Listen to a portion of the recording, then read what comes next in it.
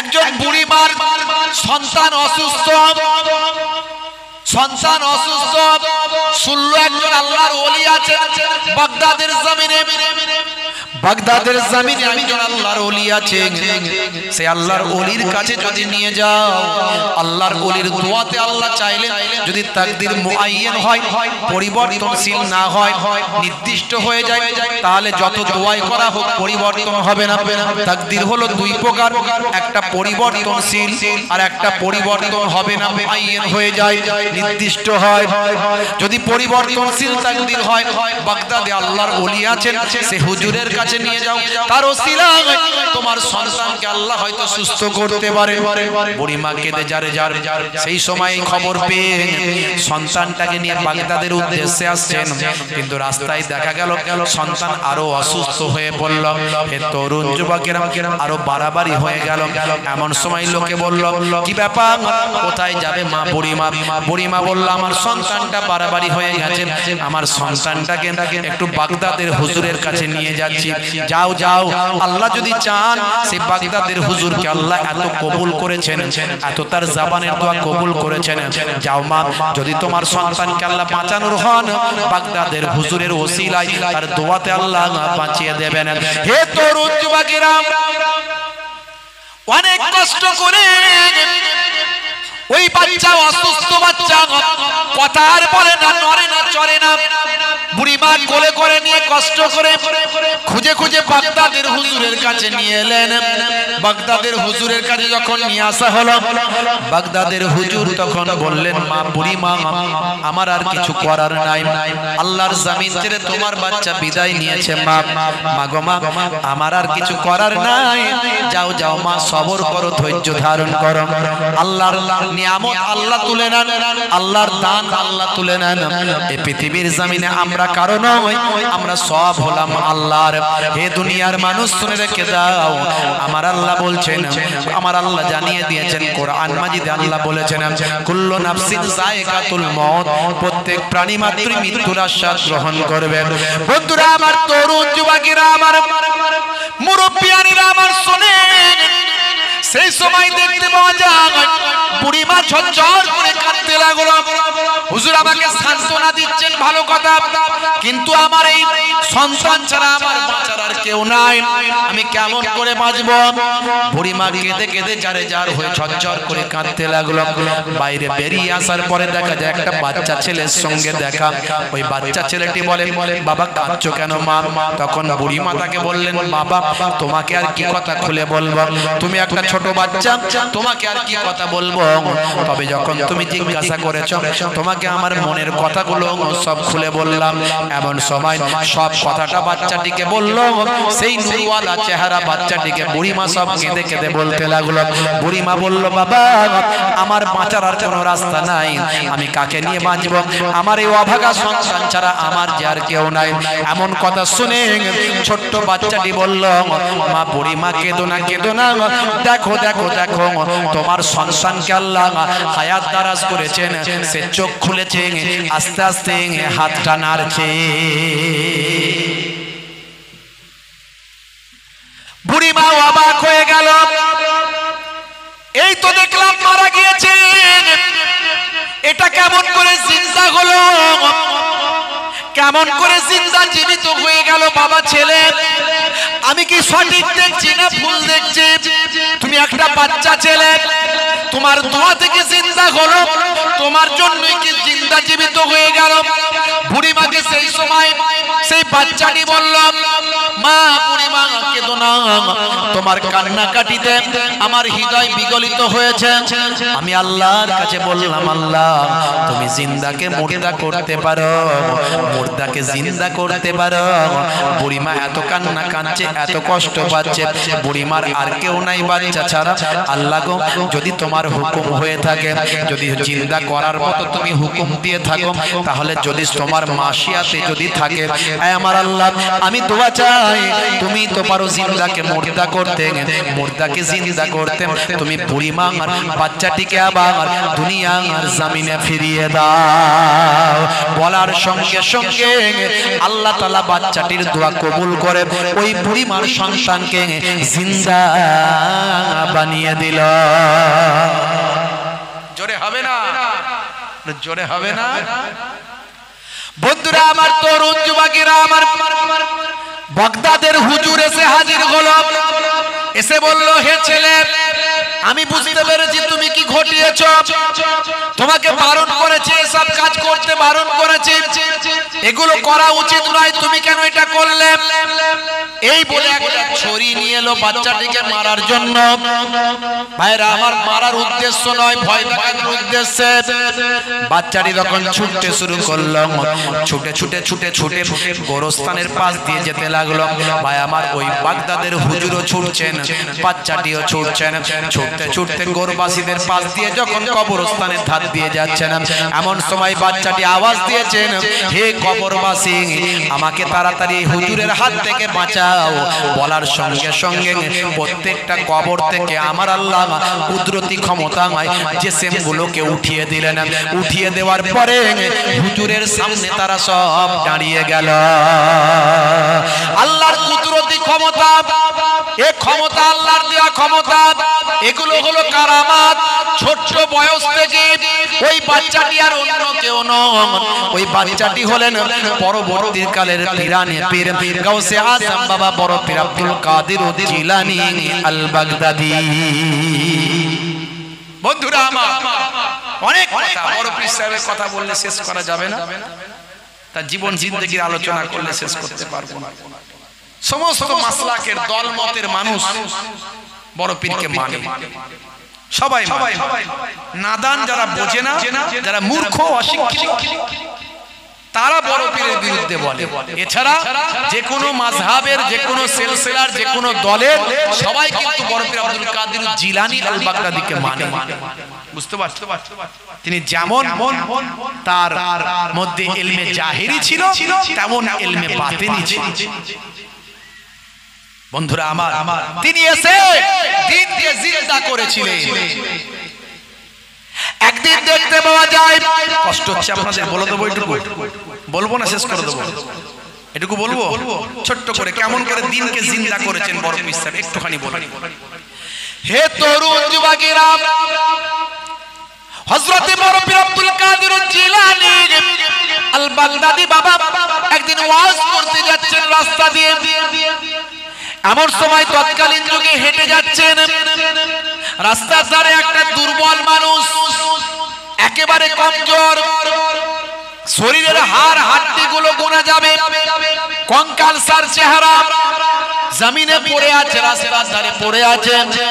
আস্তে আস্তে করে বলছে, বাবা আব্দুল কাদের, আমাকে ধরে তোলো, বাবা আব্দুল কাদের চলে যাবেন না, একটুখানি অপেক্ষা করুন বাবা আব্দুল কাদের, আমাকে একটু হাতটা ধরে তুলুন বাবা আব্দুল কাদের, আমি তো আপনার জন্যই অপেক্ষা করছি বাবা, আপনি আমাকে একটু তুলুন, আমাকে একটু হাতটা ধরে তুলুন। বড় পীর আব্দুল কাদের জিলানী বললেন, বাবা ছেলে, আপনি জমিনে ভর দিয়ে ওঠার চেষ্টা করুন, আপনি উঠতে পারবেন। সেই সময় ওই দুর্বল রুগ্ন কঙ্কালসার চেহারাওয়ালা মানুষটা বলতে লাগলো, না না না, আমি উঠবো না, আপনি যতক্ষণ না আমাকে তোলেন, আমার হাতটা যতক্ষণ না ধরেন, আমি কিন্তু উঠবো না।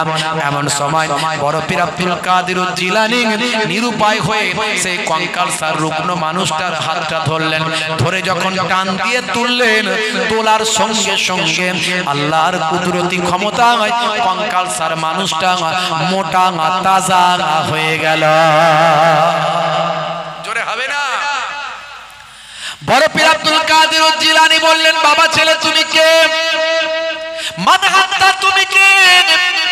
হু আর ইউ, তুমি কে?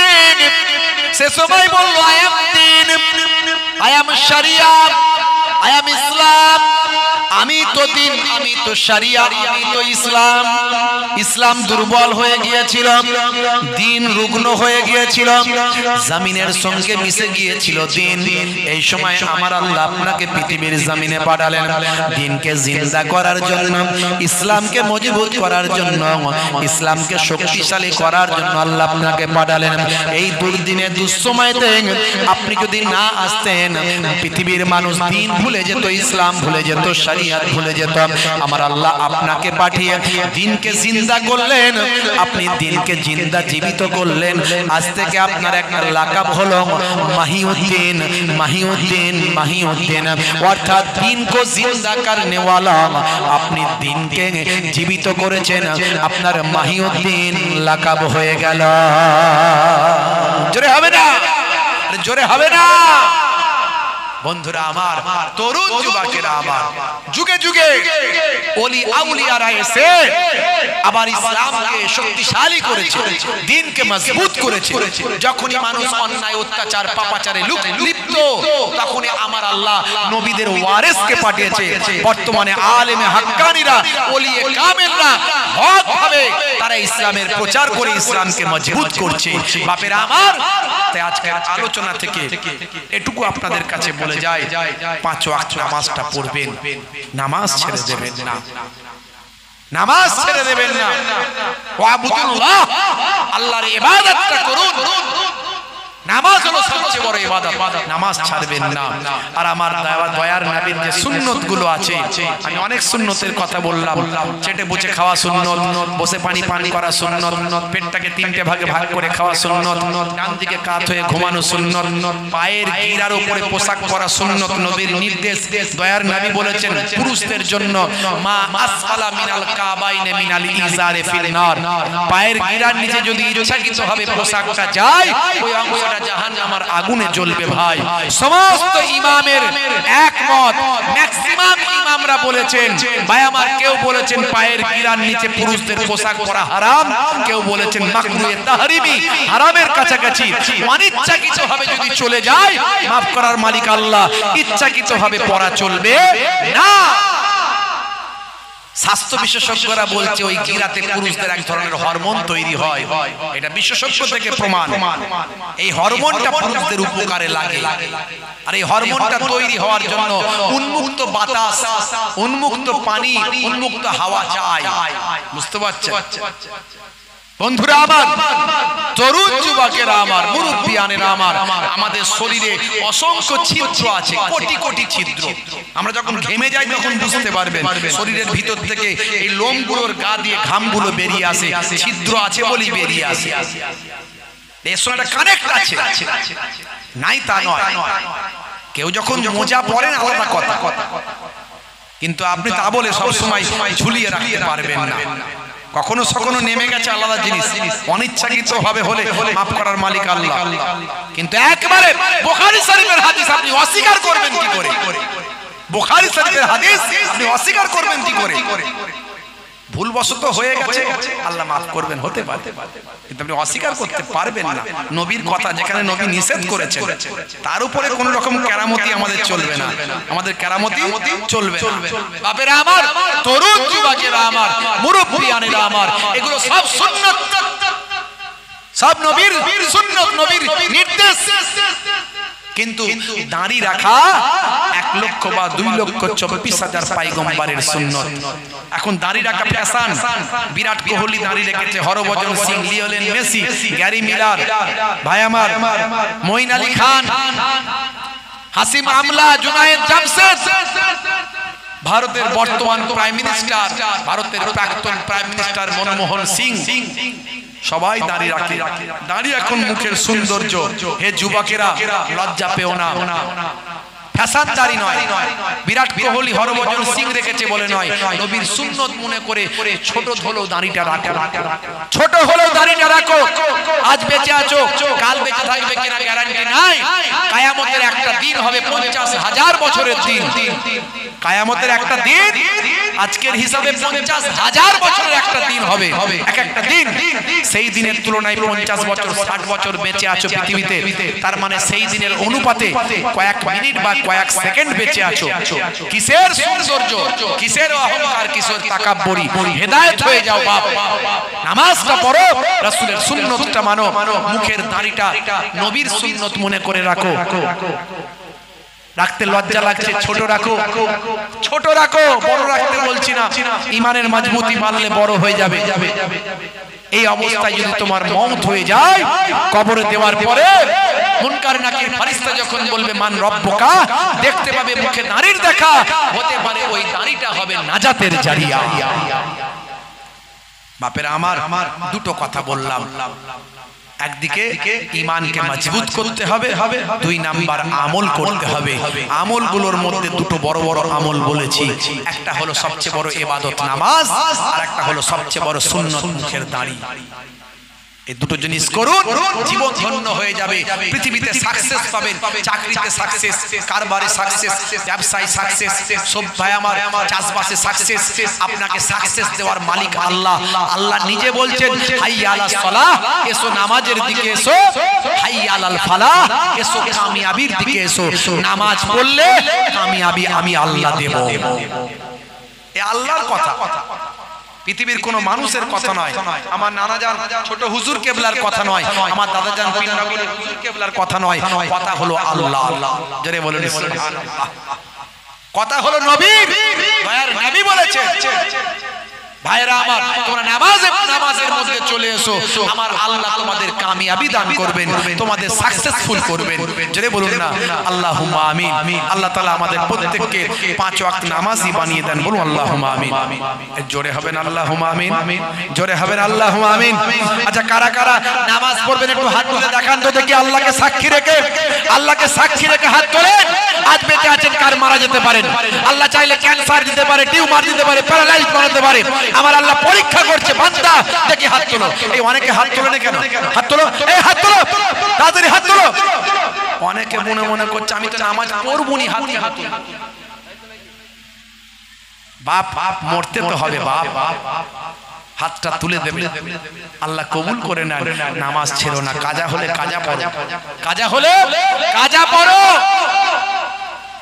দাঁড়িয়ে পড়তে খুব কষ্ট হচ্ছে, বসে পড়ো। বসে পড়তে খুব কষ্ট হচ্ছে, শুয়ে পড়ো, নামাজ ছেড়ো না। কাজা হলে কাজা পড়ো, নামাজ ছেড়ো না। আল্লাহ তোমার দুনিয়া আখিরাতে কামিয়াবি দান করবেন, বলুন আল্লাহুম্মা আমিন। যাই হোক বাপেরা আমার, দোয়া রাখবেন আল্লাহ রাব্বুল আলামিন আমাদের সিরাতুল মুস্তাকিম পথের প্রতীক বানিয়ে দেন, বলুন আল্লাহুম্মা আমিন, বলুন আল্লাহুম্মা আমিন। 3 বার সূরা ফাতিহা আলহামদুলিল্লাহ শরীফ, 3 বার সূরা ইখলাস কুল হুয়াল্লাহু শরীফ, 3 বার দরুদ শরীফ পাক তেলাওয়াত করেন, আখিরি মোনাজাত করা হবে। এই মিডিয়া ম্যানেরা সব মিডিয়া খোলো, সব কি করবে? তোমার বসে থাকবে কেন? দোয়া পর্যন্ত তুলবে নাকি? আলহামদুলিল্লাহ রাব্বিল আলামিন।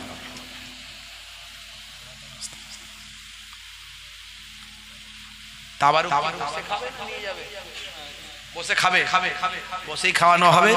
সকলে দোয়ার পরে লাইন করে বসে যাবেন, কমিটির ছেলেরা তাবারুক খাওয়াবে, তাবারুক খেয়ে তবে যাবে। একটা গোশ আলু ভাত সব দেখা যাবে তো না? আমি এখান থেকে একটু অন্ধকার দেখছি, আপনারা মনে হয় ভালোই আলু দেখতে পাচ্ছেন, তাই তো নাকি? গোশ আলু ভাত সব দেখা যাবে ঠিকঠাক। লাইট দু একটা না হলে মুশকিল, বুঝতে পারছেন? যাই হোক একটু কষ্ট করে দেখে আপনারা বসে বসে সব খাওয়া দাওয়া করে তবে যাবেন। আলহামদুলিল্লাহ কমিটির ভাইরা অনেক। হে তরুণ যুবকেরা, সেই নবী পৃথিবীর মানুষকে হেদায়েত করতে লাগলেন। দুটো কথা তাহলে বললেন, কি বললেন? একটা হলো ওয়াবুদুল্লাহ, আল্লাহর ইবাদত করো। 2 নাম্বার হলো ওয়ালা ইউশরিক বিল্লাহ, আল্লাহর সঙ্গে শিরক করো না। 1 নাম্বার আল্লাহর ইবাদত, 2 নাম্বার আল্লাহর সঙ্গে শিরক করো না। প্রত্যেকটা নবী রাসূল ওলিয়া উলিয়ারা এই দুটো বাণী প্রচার করতে শুরু করলেন। যত এসেছেন আলেম ওলামারা এই দুটো বিষয়ের উপর আলোচনা করেন। আমি যে এই 2 ঘন্টা আলোচনা করছি, এই বাবা এই যে এতক্ষণ আলোচনা করছি, দুটো উদ্দেশ্য নিয়ে আলোচনা করছি। একটা হলো ওয়াবুদুল্লাহ, আল্লাহর ইবাদত করতে হবে। 2 নাম্বার হলো ওয়ালা ইউশরিক বিল্লাহ, আল্লাহর সঙ্গে অংশী করা যাবে না, অর্থাৎ ঈমানকে মজবুত করতে হবে। আপনাকে ঈমানদার হতে হবে। আল্লাহ এক, অভাব শূন্য, শরীক নাই, শিরক করা যাবে না। মান ইউশরিক বিল্লাহি ফাকাদ হারামাল্লাহু আলাইহিল জান্নাহ। সমস্ত নবীদের মানতে হবে, ফারিস্তারা আছেন মানতে হবে, আসমানি কিতাব যত আছে মানতে হবে, কিন্তু চূড়ান্ত কিতাব কোরআন মাজিদ কেবল গ্রহণ করতে হবে, অন্য আসমানি কিতাব গ্রহণ করা যাবে না। বিশ্বাস করবেন সত্য, কিন্তু গ্রহণ করা যাবে না এই জন্য যে আগের আসমানি কিতাবগুলোতে মুখস্থ করার সিস্টেম ছিল না, তাই সেখানে পণ্ডিতেরা ভেজাল মিশিয়ে দিয়েছে।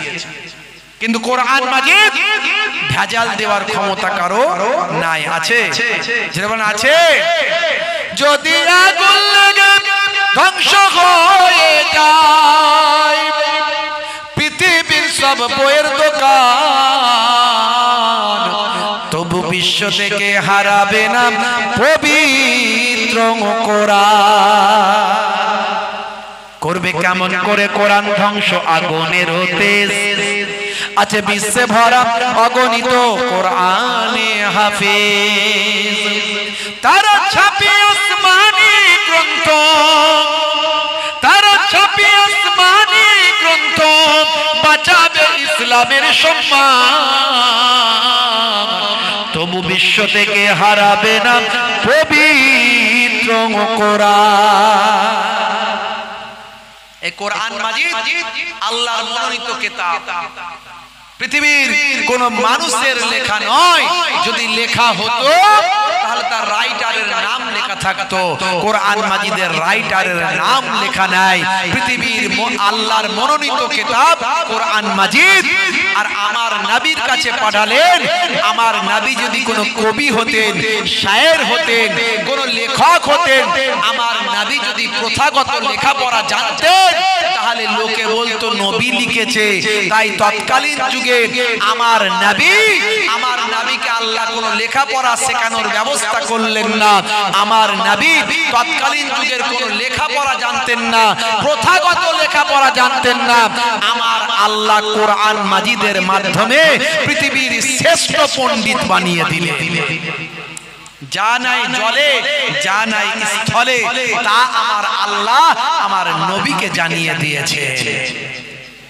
আল্লামাহুল বায়ান, বায়ান কথার ব্যাখ্যা মুফাসসিরিনরা বলেছেন যে আল্লাহ তাকে এমন ইলম দিলেন, বয়ান করার ইলম দিলেন, সে বয়ানের ব্যাখ্যা হলো আসমান জমিন, যা কিছু বাহ্যিক আর যা কিছু গোপন সব বিষয়ের জ্ঞান আমার আল্লাহ আপনার আমার নবীকে দান করলেন। বুঝতে পারছেন আমার নবী কেন তৎকালীন যুগের লেখাপড়া জানতেন না? তার কারণ হলো জালেমরা বলবে নবী কোরআন লিখেছে, জালেমরা বলবে নবী কোরআন লিখেছে। তাই আল্লাহ কোরআন মাজিদে বলেও দিয়েছেন, আপনি তো এর আগে কখনো কোনো কিতাব পড়েননি আর কখনো কোনো কিতাব লেখেননি, আপনি এর আগে কোথাও কখনো লেখেননি আর পড়েননি।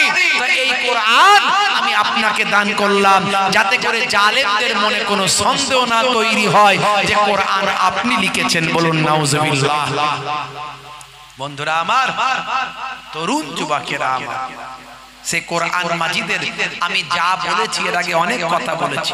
কোরআনে যা বলা হয়েছে আজকের যুগে বিজ্ঞান আর বাস্তবতায় প্রমাণিত হয়েছে।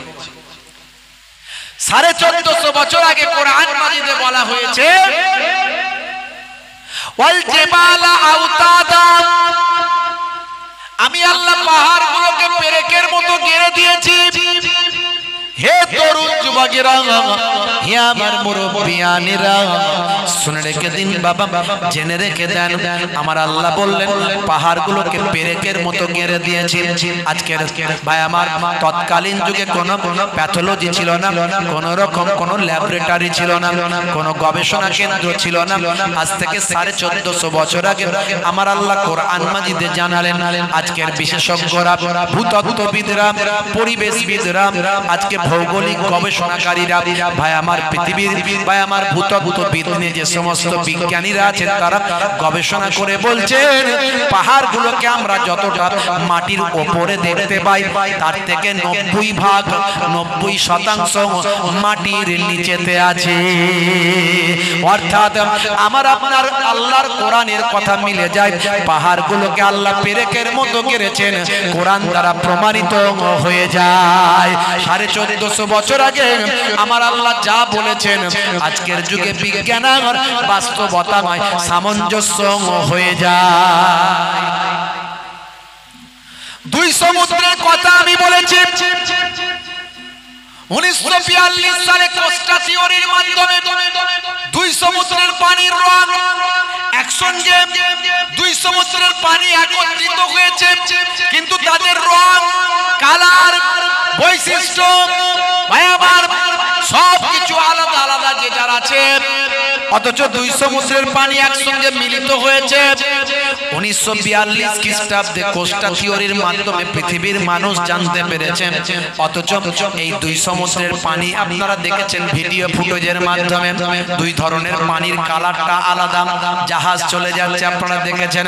এই দুই সমুদ্রের পানির গবেষণা আজকে হয়েছে, কিন্তু দুই সমুদ্রের পানির কথা 1450 বছর আগে আল্লাহর কোরআন মাজিদে আল্লাহ লিপিবদ্ধ করেছেন। সূরার নাম হলো সূরা রহমান।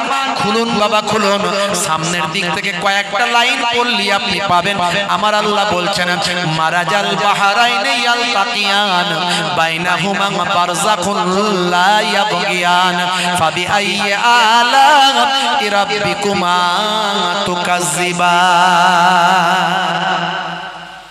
মাওলানা সাহেব বসে আজ জিজ্ঞাসা করবেন বাহারুন কথার অর্থ হলো সমুদ্র, বাহারাইনে মানে হলো দ্বিবচন, দুটো সমুদ্র। দুটো সমুদ্র একসঙ্গে মিলিত হয়েছে, কিন্তু আমি আল্লাহ তাদের মাঝখানে একটা কুদরতি আবরণ দান করে দিয়েছি, যার দ্বারা তারা মিলেমিশে একাকার হয়নি। সব আল্লাহ। বন্ধুরা আমার, তরুণ যুবকেরা আমার, আমার মুরব্বিয়ানিরা শুনে রেখে দিন বাবা, জেনে রেখে দেন, নামাজ নিয়ে গবেষণা করুন। পৃথিবী বিখ্যাত ভাই আমার স্বাস্থ্য বিশেষজ্ঞরা নামাজ নিয়ে গবেষণা করলেন, নামাজ নিয়ে গবেষণা করে বলেন নামাজের মধ্যে আছে উত্তম ব্যায়াম। অর্থাৎ নামাজ যদি কেউ পড়ে তার শরীর চর্চাও হয়ে যাবে, অটোমেটিক শরীর চর্চা হয়ে যাবে। কিন্তু মুসলমান শরীর চর্চার জন্য নামাজ আমরা পড়ি না, নামাজ পড়ি আল্লাহর সবচেয়ে বড় ইবাদত বলে নামাজ পড়ি। নামাজের থেকে বড় ইবাদত কিছু নাই, আছে নাকি? জোরে বলেন। হ্যাঁ, আফজালুল ইবাদাতি ইবাদাতুস সালাত, সবচেয়ে বড় ইবাদত হলো সালাত। মান আকামাহা ফাকাদ আকামাদ্দিন, যে নামাজকে কায়েম করলো সে আল্লাহর দ্বীনকে কায়েম করলো। ওমান তারাকাহা ফাকাদ হাদামাদ্দিন, যে নামাজকে ছেড়ে দিল সে দ্বীনকে ধ্বংস করলো। এ যুবকেরা, তুমি নামাজ ছেড়ে দিয়েছো মানে তোমার দ্বারাই দ্বীন ধ্বংস হচ্ছে, মাথায় রাখবে। মুয়াজ্জিন যখন আযান দেয় হাইয়া আলাস সালাত, মুসলমানের ছেলে বলে তাড়াতাড়ি বাসতালাতে পালা, ইমাম সাহেবের জ্বালা, তাড়াতাড়ি ফ্রি ফায়ার খেলতে পালা। কেন রে ভাই? যদি ইমাম সাহেব দেখতে পায়, যদি মুয়াজ্জিন সাহেব দেখতে পায়, তাহলে বলবে পল্টু নামাজ পড়বি আয়। নামাজের সময় হলে মুসলমানের ছেলেরা ক্যারাম খেলতে যায়, নামাজের সময় হলে মুসলমানের ছেলেরা তাস খেলতে যায়, জুয়া খেলতে যায়, ফ্রি ফায়ার পাবজি খেলে সময় কাটায়। হে তরুণ যুবকেরা, অনলাইন গেম খেলে সময় কাটায়। এর আগে আমি বলেছি অনলাইন গেমগুলো খেলা হারাম, আজও বলে যাচ্ছি ফ্রি ফায়ার পাবজি অনলাইন গেমগুলো খেলা হারাম। এই গেমগুলো যারা খেলবে শুধু হারাম কাজ তো করছে তা নয়, বরং শয়তানের ভাইতে পরিণত হবে।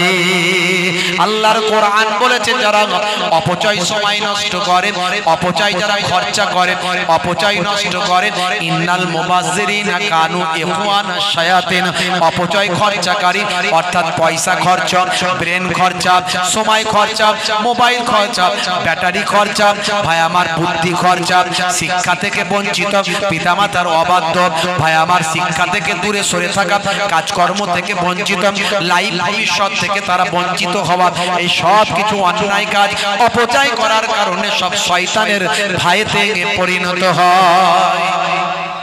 আজ থেকে প্রতিজ্ঞা করুন অনলাইন গেমগুলো খেলা বন্ধ করবেন। বিভিন্ন কোম্পানি রাত দিন শুধু বলছে গেম লোড করো, পয়সা ইনকাম হবে, মানে আপনার ভবিষ্যৎ অন্ধকার করে দিচ্ছে। আপনি আর কাজকর্ম করবেন না, বুদ্ধি খাটাবেন না, সবসময় ওই করবেন। বুঝতে পারছো? ওই গেমগুলো ডিলিট করুন। হে তরুণ যুবকেরা, হে আমার বন্ধুরা, শুনে রেখে দিন বাবা, জেনে রেখে দেন হে মুসলমান, এই সমস্ত ফিতনা থেকে, এই সমস্ত সামাজিক অবক্ষয় থেকে, সামাজিক অশান্তি থেকে, অন্যায় অত্যাচার অবিচার থেকে একমাত্র বাঁচাতে পারে নামাজ। তাই আল্লাহর কোরআন বলছেন ইন্নাস সালাতা তানহা আনিল ফাহশাই ওয়াল মুনকার, নামাজ তোমাকে অশ্লীলতা অন্যায় থেকে দূরে সরিয়ে দেবে। বান্দা তুমি নামাজে দাখিল হয়ে যাও, নামাজটা শুরু করে দাও। মসজিদে যখন আজান দেবে হাইয়া আলাস সালাহ, মুসলমানের ছেলে তাড়াতাড়ি ওযু করে মসজিদেতে যাবে বাবা। ওয়াক্ত যে হলো ওযু করো, মসজিদে চলো। ওয়াক্ত যে হলো ওযু করো, মসজিদে চলো। খোদার হুকুম পালন করো, নামাজটা পড়ো। ওয়াক্ত যে হলো ওযু করো, মসজিদে চলো। দিনে রাতে 5 ওয়াক্ত নামাজ পড়লে পাবে ভাই জান্নাত। জোরে হবে না? আরে জোরে হবে না? ফজরের সময় হলে মসজিদে যাও তুমি চলে, থেকো না বিছানায় শুয়ে, খোদা দেন রহমত ঢেলে।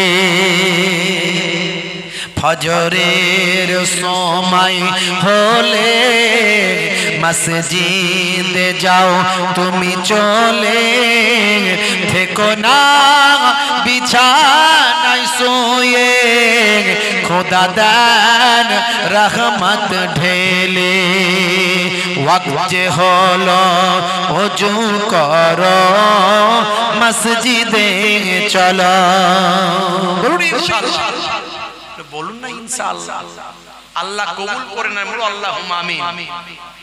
আসরের ওয়াক্ত হলে অপচয় সময় না করে, মসজিদে যাও তুমি চলে, আমল নামা ডান হাতে পাবে। জোরে হবে না? আর জোরে হবে না? মাগরিবের ওয়াক্ত আসিলে মসজিদে যাও তুমি চলে, কবরের আযাব থেকে মুক্তি প্রভু দেবে। ওয়াক্ত যে হলো ওযু করো, মসজিদে চলো। খোদার হুকুম পালন করো, নামাজটা পড়ো, ওয়াক্ত যে হলো ওযু করো, মসজিদে চলো, দিনে রাতে 5 ওয়াক্ত নামাজ পড়লে পাবে ভাই জান্নাত। জোরে হবে না? আরে জোরে হবে না? ভাইরা আমার, তরুণ যুবকেরা আমার, মুরব্বিয়ানেরা আমার, মুসলমান একটুখানি ভাবনা চিন্তা করুন, একটুখানি লক্ষ্য করুন। তাহলে নামাজ ছেড়ে দিলে চলবে না, আপনাকে আমাকে ভাবতে হবে। নামাজ ছেড়ে দিলে চলবে না। নামাজের সময় হলে যতই কাজ থাকুক নামাজ আপনাকে পড়তে হবে, নামাজ আপনি পড়তে যাবেন, এটা আপনাকে ভাবতে হবে। পৃথিবীর মধ্যে সবচেয়ে বড় ইবাদত হলো নামাজ। সেই নামাজ আপনি ছাড়বেন না।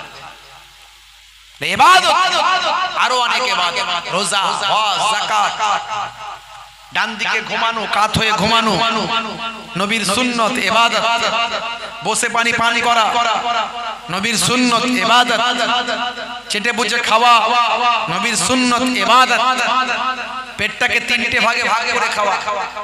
এখন ভোগ লাগলে, ক্ষুধা লাগলে ছেলেরা গলা পর্যন্ত টেনে মেরে দেয়, খালি বলে নিয়ে আয় নিয়ে আয়। যদি বিয়ে বাড়ি আবার যায়, বলে কটর রসগোল্লা খেলি ভাই, বলে ওই মোটামুটি আমি 30টা মতো চালিয়েছি, অসুবিধা নাই। হ্যাঁ, বিরিয়ানি আর কেলিয়া কুপ্তা কি আছে নিয়ে আয়, খালি বলে খায় আর খায়। শেষে বলে পান মশলা চাই, তারপরে অবস্থা খারাপ বুঝে বলে র্যাংটাক আর জিনটাক দিবি ভাই। মানে গলা পর্যন্ত এমন টেনে খেয়েছে, পেট এবারে হুরুস হারুস করছে, শুধু কি করবে ঠিক করতে পারছে না। পরের পেয়েছে, ঝেড়ে মেরেছে, আর যাবার সময় বলছে রান্নাটা সবই ঠিক আছে, লবণটা একটু কম হয়েছে। তো খেলি কেন হতভাগা এত? খেয়ে নিয়ে ঠিক বদনাম। কিছু লোক আছে, সবাই নয়, আছে না? বাপের আবার নবী যা শিখিয়েছে সবের মধ্যে বিজ্ঞান, বাস্তবতা আছে। আজকে বিশেষজ্ঞরা, আজকের পণ্ডিতেরা, তারা আমার নবীর জীবন জিন্দেগি নিয়ে গবেষণা। হে তরুণ যুবকেরা,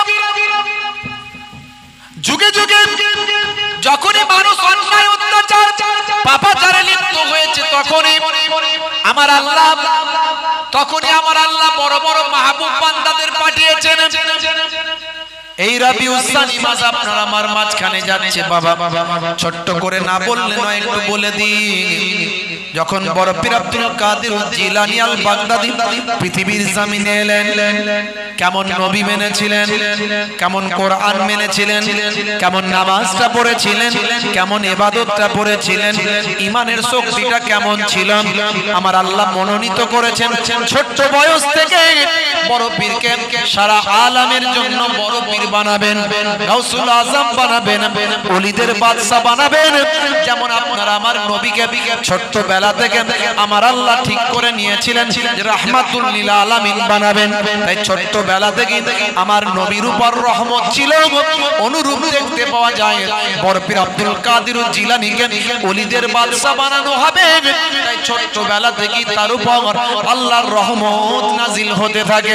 হে তরুণ যুবকেরা শুনে রেখে দেন, একদিন ছোট্ট বয়সে আব্দুল কাদের জিলানী, বাবা বড় পীর আব্দুল কাদের জিলানী রাস্তা দিয়ে যাচ্ছেন, সামনে কিছু পশু যাচ্ছে, গরু যাচ্ছে। ভাই আমার, তারা দাঁড়িয়ে গেল, বড় পীর আব্দুল কাদের জিলানীকে পাশ দিল, সাইড দিল, গরুর জবান খুলে গেল। বড় পীর আব্দুল কাদের, তোমাকে আল্লাহ পৃথিবীতে পাঠিয়েছেন আমাদের পেছনে যাবার জন্য নয়, তুমি আমাদের পেছনে যাবে না, চলো চলো, তোমাকে আল্লাহ পাঠিয়েছেন আমাদের সামনে যাওয়ার জন্য। ছোট্টবেলা থেকে রহমত, দয়া, অলৌকিক ক্ষমতা আল্লাহ দান করতে লাগলেন। এক শ্রেণীর মানুষ মানতে চায় না, নামধারী পণ্ডিত কিছু বেরিয়েছে, ফেসবুকের বক্তা, ফেসবুকের আলেম, ফেসবুকের পণ্ডিত, ফেসবুকের কিছু শ্রোতা বেরিয়েছে। আর তুমি যদি ওলিদের কথা, ওলিদের কারামত যদি বিশ্বাস না করো, তাহলে নবীদের মুজিজা কেমন করে বিশ্বাস করবে? মুসা নবী হাতের লাঠি ছাড়লেন, সাপ হলো, মানো তো? না, ওটা কোরআনে আছে বলে মানি। ও কোরআনে আছে বলে মানো, তো ওলিদের কথাও তো কোরআনে আছে, আছে না? আলা ইন্না আউলিয়া আল্লাহি লা খাউফুন আলাইহিম ওয়া লা হুম ইয়াহজানুন। যারা আমার প্রকৃত বন্ধু হয়, ওলি হয়, তাদের আমি আল্লাহ বলছি কোনো খৌফ নাই, ডর নাই, তাদের জন্য কোনো চিন্তাও নাই। জোরে বলুন সুবহানাল্লাহ। নবীদের মুজিজারই তো অংশ তারা পেয়েছেন। ওলিদের কারামাত, ওলিদের কারামাত হলো হক। আমার আপনার নবী আঙ্গুলের ইশারা করেছেন, আকাশের চাঁদ দুখানা হয়ে গেছে। জোরে বলেন সুবহানাল্লাহ। পানি শেষ হয়ে গেছে, নবী বললেন আমার হাতের উপর পানি ঢালো। 5টা আঙ্গুল থেকে পানির ফোঁটা বেরোতে লাগলো। সেই পানির ফোঁটা থেকে আস্তে আস্তে ঝর্ণা বইতে লাগলো। শত শত মানুষ, কিছু কম বেশি 1,500 মানুষ সেই পানি থেকে তারা ওযু, গোসল, বিভিন্ন রকম ফায়দা লাভ করতে লাগলো। পানি শেষ, সামান্য পানি ছিল, নবীর হাতে ঢালার পরে ঝর্ণা বইতে লাগলো। জোরে বলুন সুবহানাল্লাহ। এই মুজিজা তুমি অস্বীকার করবে কোথায়? এ তো হাদিস থেকে এসেছে। গোসাপ আমার নবীর সঙ্গে কথা বলছে, উট আমার নবীর সঙ্গে কথা বলছে। আর যারা নবীদের ওয়ারিস, নবী বলছেন আনা খাতামান নাবিয়িনা লা নাবিয়্যা বাদি, আমি হলাম শেষ নবী, আমার পরে আর নবী আসবে না। তাহলে কি আসবে?